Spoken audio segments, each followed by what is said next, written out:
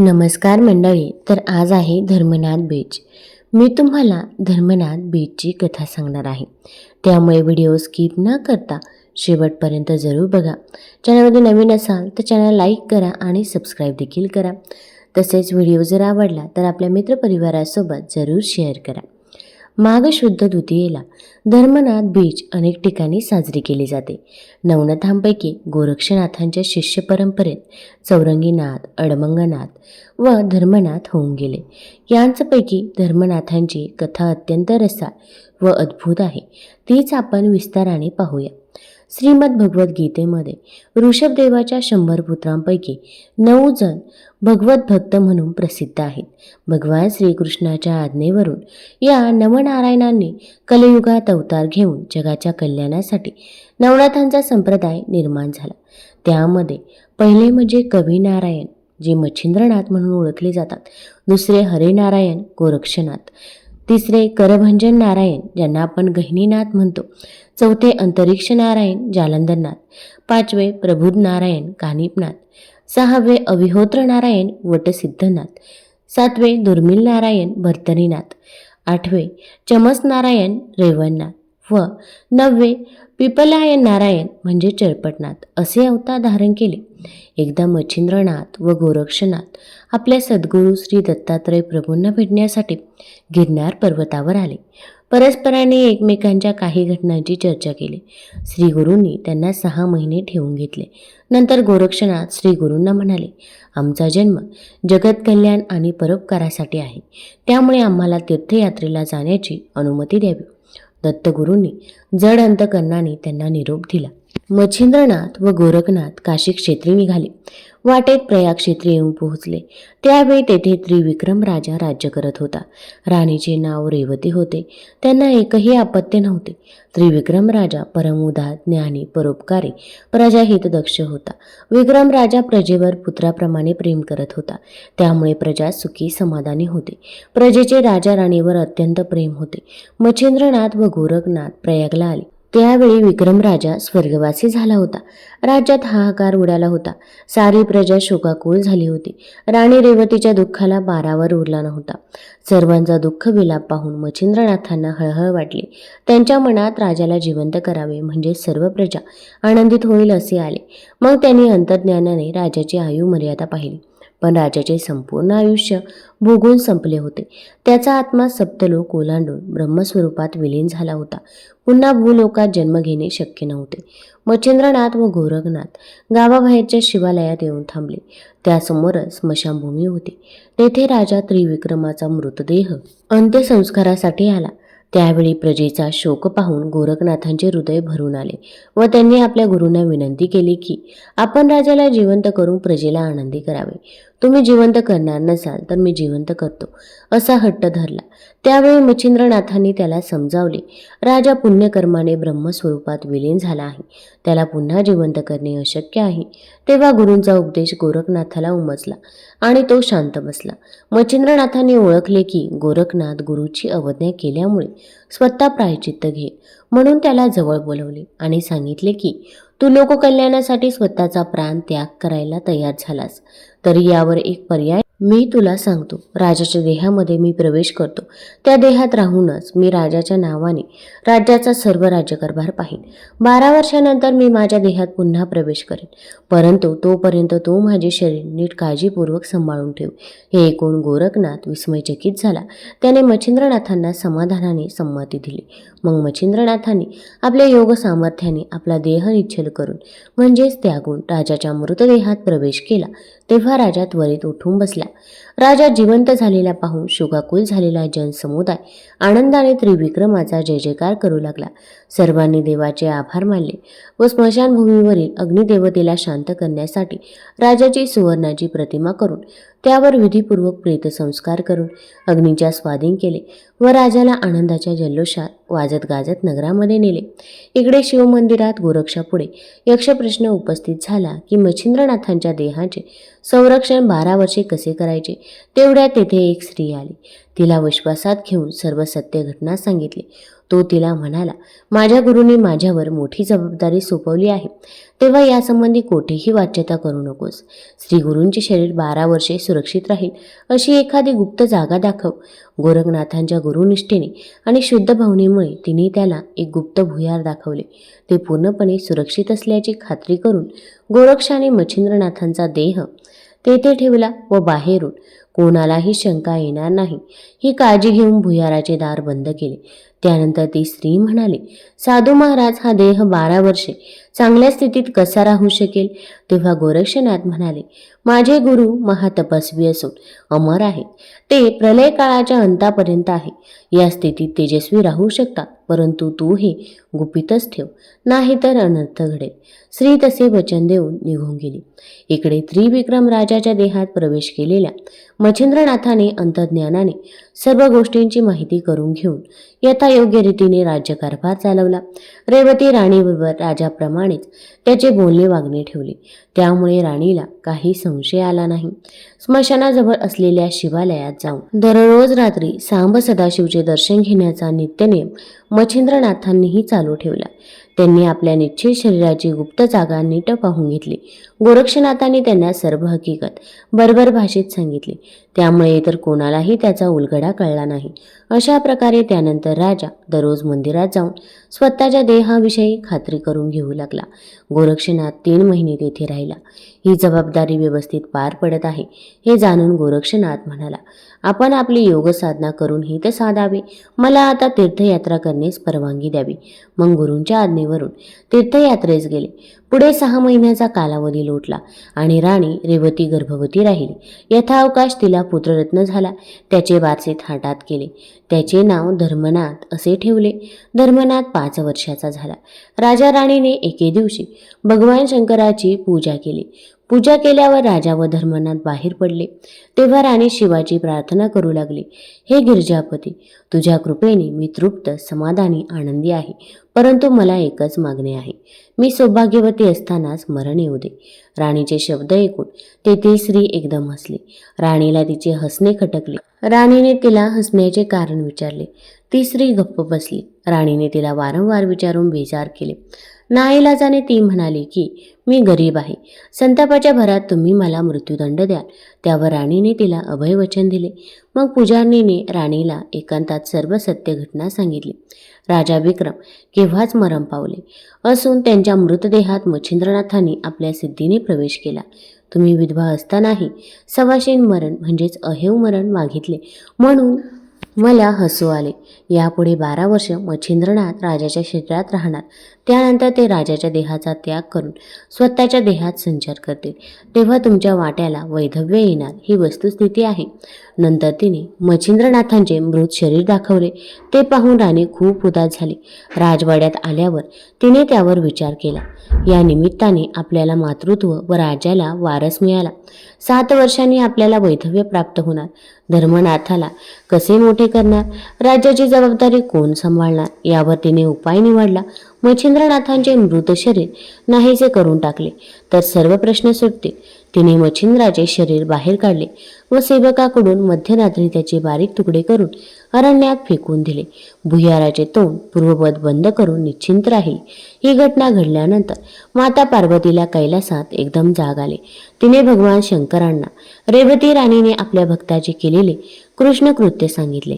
शंकरांना खूप हळहळ वाटली. त्यांनी पार्वतीला सांगितले की तू यक्षिणीला अरण्यात पाठवून मच्छिंद्रनाथांच्या देहाचे तुकडे एकत्र करून कैलासावर आणून ठेवण्यास सांग.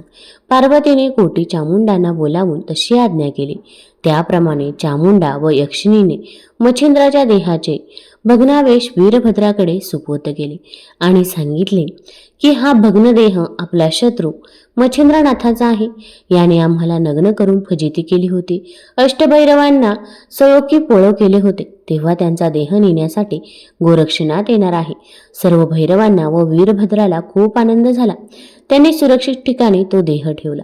त्याच्या भोवती 84 कोटी 72 लक्ष शिवगण, कोट्यावधी यक्षिणी, चामुंडा, शंकिनी, डाकिनी सशस्त्र ठेवल्या. त्रिविक्रम राजाच्या देहातील मच्छिंद्रनाथ दररोज शिवालयात जाऊन भुयाराकडे जात असे व आपला देह सुरक्षित ठिकाणी आहे याची खात्री करून घेत असे. पण आपण दिव्य दृष्टीने एकदा पहावे असा विचारही त्याच्या मनात आला नाही. अशा प्रकारे राजवैभव सुखासमाधान भोगीत असताना 12 वर्षांच्या मुदतही संपत आली होती. इकडे 12 वर्षे पूर्ण झाली हे जाणून गोरक्षनाथ व त्याचा शिष्य चौरंगीनाथ प्रयाग क्षेत्री गुरुभेटीसाठी शिव मंदिरात आले. त्या स्त्रीला बोलावून मच्छिंद्राच्या देहाबद्दल विचारले. तेव्हा तिने रेवती राणीने धमकी देऊन आपल्याकडून सर्व गुपित जाणून घेतले व पुढील सर्व वृत्तांत सांगितला. गोरक्षनाथांना खूप वाईट वाटले. तेव्हा ती स्त्री म्हणाली, मच्छिंद्राच्या देहाचे काय केले ते रेवती राणीला विचारून येते असे सांगून ती राणीकडे गेली. तेव्हा रेवतीने सांगितले की त्याच दिवशी त्या देहाचे बारीक तुकडे करून अरण्यात टाकले. ते कीटकांनी खाल्ले सुद्धा असतील. हे ऐकून स्त्रीला धक्काच बसला. तिने गोरक्षनाथाला घडलेली हकीकत सांगितली. त्याला संताप आला, परंतु आपली ती गुरुपत्नी आहे व तिला पुत्र झाला आहे म्हणून तो शांत राहिला. मच्छिंद्रनाथ चिरंजीव असल्यामुळे त्यांच्या देहाचा नाश कधीच होणार नाही. कुठे ना कुठे ते सुरक्षित असतील. त्यांचा शोध घेतला पाहिजे. त्यांनी चौरंगीनाथला सांगितले की गुरूंच्या देहांचे अवशेष शोधण्यासाठी मी योगबलाने सूक्ष्मरूप घेऊन जातो, परंतु माझा देह इथेच ठेवून जातो. मी परत येईपर्यंत तू याचे रक्षण कर, नाहीतर राणी रेवती माझ्याही देहाचा नाश करील असे सांगून तो सूक्ष्मरूपाने बाहेर पडला. त्याने 10 दिशा, सप्तद्वीप, सप्तपाताळे, गुप्तगुहा व सर्व ब्रह्मांड वैकुंठ भवन शोधले. शेवटी कैलासावर गेला. तिथे त्याला वीरभद्र, शिवगण, चामुंडाच्या पहाऱ्यात गुरूंच्या अस्थी, त्वचा, मांस यांचे अवशेष दिसले. तो पुन्हा शिवमंदिरात आला. स्वतःच्या शरीरात प्रवेश केला व युद्धाची तयारी केली. सूर्यावर पर्वतास्त्राचा प्रयोग करून त्याला मध्यस्थी करून देह ताब्यात द्यावा असे सांगितले. सूर्य वीरभद्राकडे गेला व मच्छिंद्राचा देह परत देण्याची विनंती केली, परंतु त्यांनी नकार दिला. वीरभद्राने अष्टभैरव 72 कोटी 84 लक्ष गणांना शस्त्रास्त्र देऊन तयार राहण्यास सांगितले. गोरक्ष व चौरंगीने हे पाहून दोघांमध्ये घनघोर युद्ध झाले. एकमेकांवर अस्त्रे सोडली. यामुळे सर्व देव भयभीत झाले. भगवान विष्णू व शंकर पृथ्वीवर आले. त्यांनी दोघांना शांत केले, परंतु वीरभद्राला गोरक्षनाथांनी अस्त्रांनी मारून टाकले. त्यावेळी शंकराला दुःख झाले. गोरक्षाने वीरभद्राला जिवंत करण्याचा उपाय विचारला. तेव्हा महादेव म्हणाले, वीरभद्र जागृती, स्वप्न, सुषुप्ती या तिन्ही अवस्थेत शिवमंत्र जपत असे, तेव्हा त्यांच्या अस्थींमधून शिवजप ऐकायला येईल. ती हाडे वीरभद्राची समजावी. अशा रीतीने गोरक्षाने संजीवन मंत्राने वीरभद्राला जिवंत केले व भगवान शंकराने दोघांची मैत्री घडवून आणली. श्री गुरु मच्छिंद्रनाथांच्या देहाचे अवशेष घेऊन गोरक्षनाथ शिवमंदिरात आले. ते सर्व सोडून भुयारात त्याचे रक्षण करत असताना एके दिवशी त्रिविक्रमाच्या देहातील मच्छिंद्रनाथ नेहमीप्रमाणे शिवमंदिरात आले. त्यांनी गोरक्षाची विचारपूस केली. तेव्हा गोरक्षनाथांनी शरीरासाठी झालेल्या सर्व सत्य घटनांचा वृत्तांत राजाला सांगितला व 12 वर्षाची मुदत संपत आल्याची कल्पनाही दिली. तेव्हा मच्छिंद्रनाथ म्हणाले की मला देहात पुनरागमन करण्याची ओढ लागली आहे. त्यासाठी पुत्र धर्मनाथला राज्याचा उत्तराधिकारी करून परत येतो असे सांगून राजवाड्याकडे निघून गेले. राजवाड्यात आल्यावर त्यांनी प्रधान व मंत्रीगण यांच्याशी राजपुत्राला राज्याभिषेक करण्याविषयी चर्चा करून एका शुभ मुहूर्तावर अत्यंत थाटामाटाने समारंभपूर्वक धर्मनाथाला राज्याभिषेक केला. सर्व प्रजाजनांना सुवर्णदान, मिष्टान्न भोजन, कर सवलत इत्यादी जनहिताची कामे करून धर्मनाथाच्या राज्यकारभाराचे अवलोकन करून 1 महिन्याने मच्छिंद्रनाथांनी समाधानाने शिवमंदिरातील आपल्या स्वशरीरात प्रवेश केला. गोरक्षनाथांनी संजीवन मंत्राने तो पूर्ववत केला. गोरक्ष व चौरंगींना आनंद झाला व त्यांनी गुरूंना वंदन केले. दुसऱ्या दिवशी नेहमीपेक्षा दिवस जास्त वर आला तरी महाराज काही उठले नाहीत, म्हणून रेवती राणीने शयनगृहात गेले. तिने राजाला उठवण्याचा प्रयत्न केला. तेव्हा तिच्या लक्षात आले की राजाच्या देहातील प्राण निघून गेला आहे. तिने दुःखाने हंबरडा फोडला. राणीचा आवाज ऐकून धर्मनाथ, प्रधान, मंत्रीगण धावत आले. राजाच्या मृत्यूची बातमी गावात पसरली. त्रिविक्रमाच्या प्रेतावर स्मशानात अंत्यसंस्कार झाले. त्यावेळी मच्छिंद्रनाथ, गोरक्ष व चौरंगी तेथे हजर होते. मच्छिंद्रनाथांना तेथे पाहून राणीला आश्चर्य वाटले. पित्याच्या मृत्यूमुळे धर्मनाथ दुःखी झाला. त्याने अन्न पाणी वर्ज्य केले. राणीने एकांतात धर्मनाथाला पित्याविषयीचे रहस्य सांगितले. नंतर धर्मनाथाने शिवमंदिरातून तीनही नाथांना पालखीत बसून राजवाड्यात आणले. 1 वर्षभर ते तेथे राहिले. आता तू मातेची सेवा व राज्याचा उपभोग घे.